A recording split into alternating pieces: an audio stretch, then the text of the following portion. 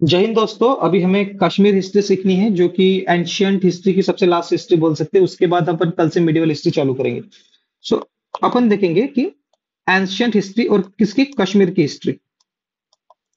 कश्मीर की हिस्ट्री में ज्यादा है नहीं, बस तीन वंश थे।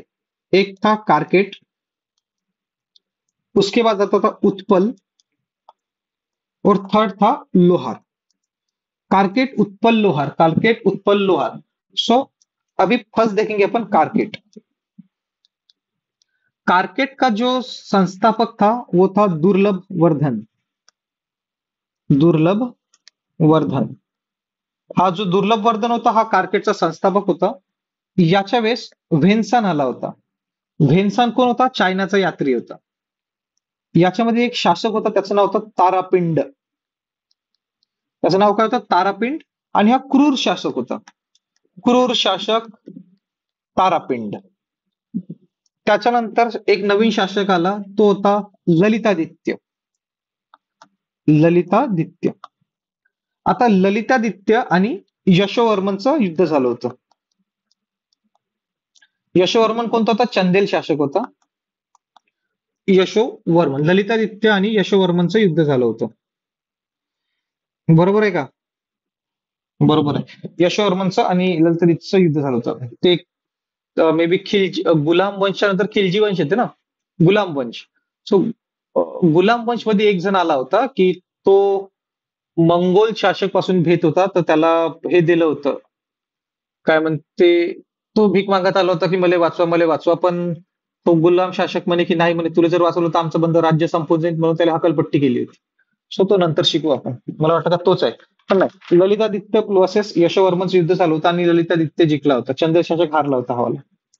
त्यानंतर याचा सर्वात शेवटचा शासक होता, तो होता जयपिंड. जयपिंड. सो कारकेटचा शासक दुर्लभ वर्धन, तारापिंड, ललितादित्य आणि जयपिंड. त्यानंतर एक होता उत्पल वंश. कोणता वंश होता? उत्पल वंश.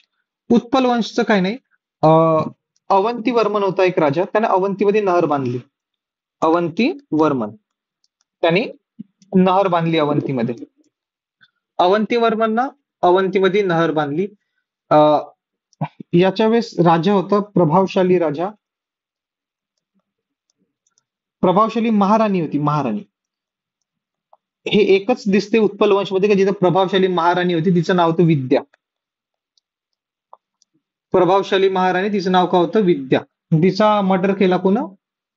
लोकांनी. आणि त्याच्यानंतर आला संग्रामराज. संग्रामराज.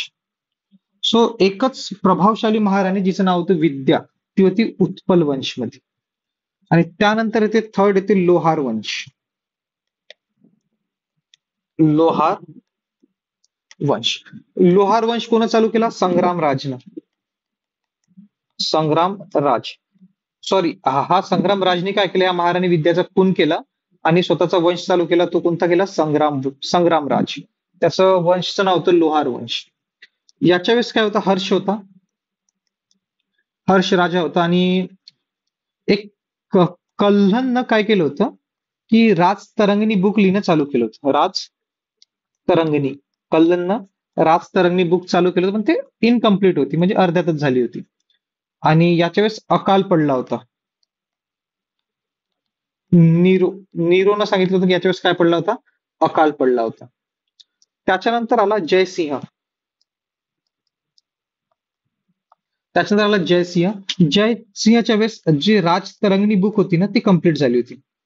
राजतरंगिणी बुक कंप्लीट झाली जयसिंगच्या काळात. हर्षा वेळेस चालू होती आणि याच्या वेळेस कंप्लीट झाली. त्याच्यानंतर मग यांच्यावर झाले युवन आक्रमण झाले. युवन आक्रमण. युवन आक्रमण कोणाच्या वेळेस झालं? ते जैनुल आबेदीन. जैनुल आबेदीन याला काश्मीरचा अकबर म्हटलं जाय. जैनुल आबेदीनला काश्मीरचा अकबर. काश्मीरचा अकबर कोण? जैनुल आबेदीन. सो बस एवढंच होतं आपलं. तीन वंश होते, कारकेट, उत्पल, लोहार. काश्मीर हिस्ट्री बद्दल एवढंच आपल्याला एन्शियंट हिस्ट्रीमध्ये शिकायला भेटते. त्याच्यानंतर तेवढं काही झालं नाही. युवन आक्रमण झालं होतं, त्याच्यामध्ये जैनुल आबेदीन होता. तो होता काश्मीरचा अकबर असं त्याला नाव म्हटलं जातं. होप्स तुम्हाला ही हिस्ट्री समजली असेल. आपण म्हणजे